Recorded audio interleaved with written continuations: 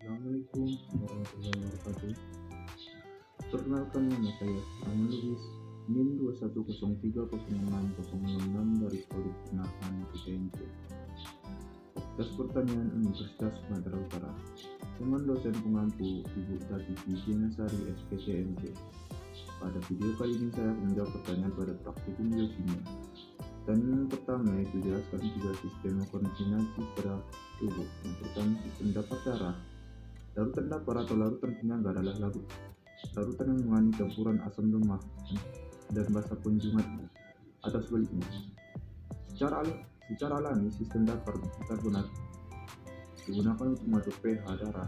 Karena darah mengandung sistem dapur asam bikarbonat dan garam bikarbonat.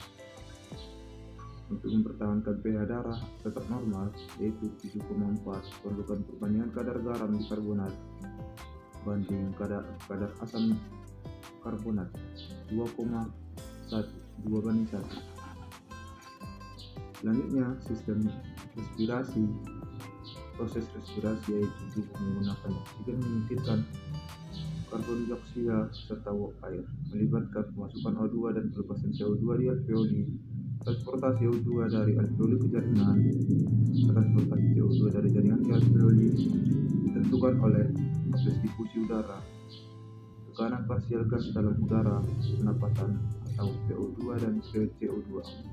Transportasi O2 di dalam darah terbentuk. Pertama itu gas larut dalam plasma atau sedikit O2 terikat hemoglobin atau HbO2. Transportasi CO2 dalam darah terbentuk. Yang pertama, gas larut dalam plasma, asam karbonat larut dalam plasma, yaitu sedikit ikatan karbamino dengan protein darah termasuk Hb atau 20%, dan selanjutnya garam bikarbonat 70%. Sistem ekskresi melalui ginjal mengatur kandungan garam bikarbonat dalam darah dengan cara mobilisasi ion H+ di tubulus proksimal dengan absorpsi Na+, sekresi ion H+ di tubulus distal ditukar dengan Na+, membentuk amonia atau NH4 di tubulus distal menggantikan Na+ yang terpakai untuk sekresi ion H+ di tubulus distal. Selanjutnya, pertanyaan yang kedua, jelaskan secara singkat proses metabolisme air dalam ternak. Sistem metabolisme air dalam tubuh ternak. Yang pertama yaitu air diminum masuk melalui mulut, lalu saluran pencernaan, lalu air masuk melalui kapiler dalam darah yang akan disalurkan ke tubuh ternak. Setelah itu, air membantu jantung memompa darah ke seluruh tubuh. Saat air sampai paru-paru ternak, akan terjadi pertukaran oksigen dan karbon dioksida. Proses selanjutnya yaitu terjadi pada organ hati ternak. Pada tahap ini, air akan membantu proses metabolisme karbohidrat, lemak, dan protein.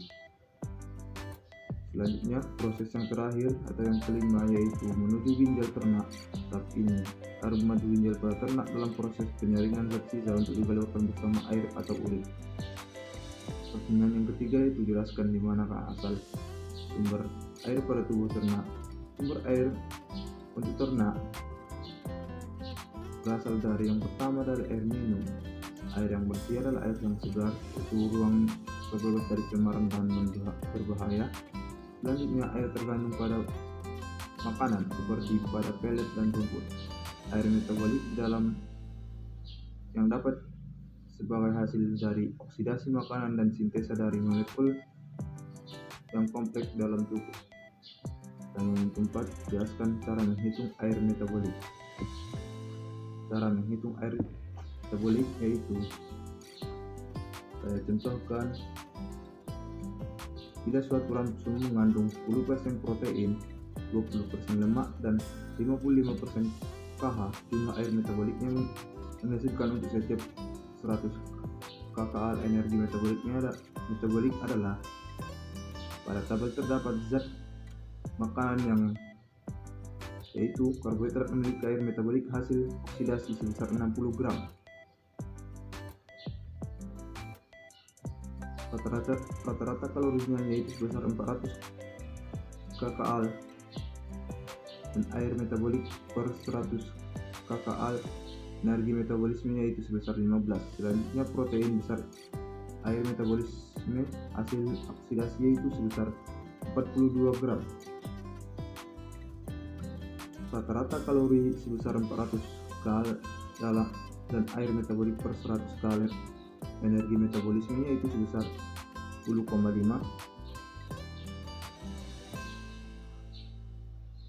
Dan yang terakhir, lemak memiliki air metabolik hasil oksidasi yaitu sebesar 100 gram dan rata-rata kalorinya sebesar 900 kcal, serta air metaboliknya per 100 kal, energi metaboliknya yaitu sebesar 11,1.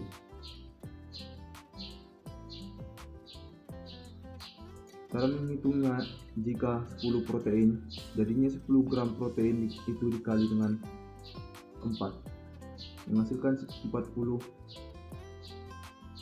kcal.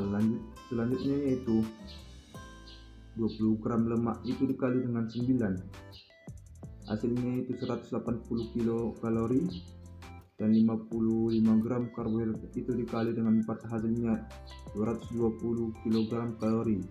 Jumlahkan dengan 440 kilokalori menghasilkan, dan jumlahnya jadi 440 kilokalori. Jadi jika 40 kilokalori itu dapat menghasilkan 40 dikali dengan air metabolik per 100 kilokalori, energi metabolisme yang berasal dari protein sebesar 10,5 dibagi 100 untuk mendapatkan 1 kilokalori. Jadinya 40 dikali 0,105, hasilnya 44,2 gram.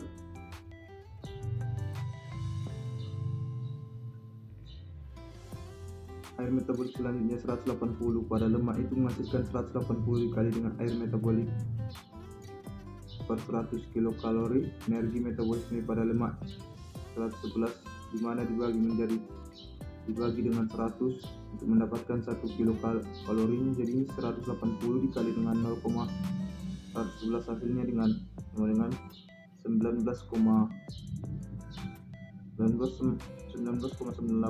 gram air metabolik.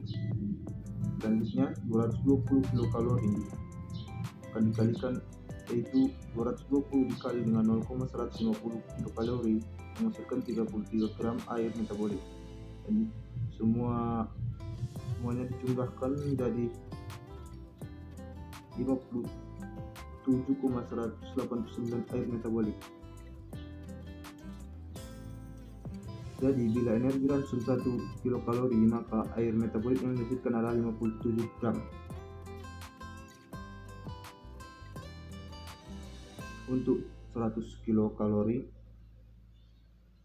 energi metabolik, maka air metabolik yang dihasilkan adalah 40 protein itu dikali dengan air metabolik 100 kilokalori energi. Energi metabolis sebesar 10,5 dihasilkan 420. Selanjutnya 180 lemak itu dikali dengan air metabolisme per 100 kilokalori energi. Energi metabolisme sebesar 111 menghasilkan 1998.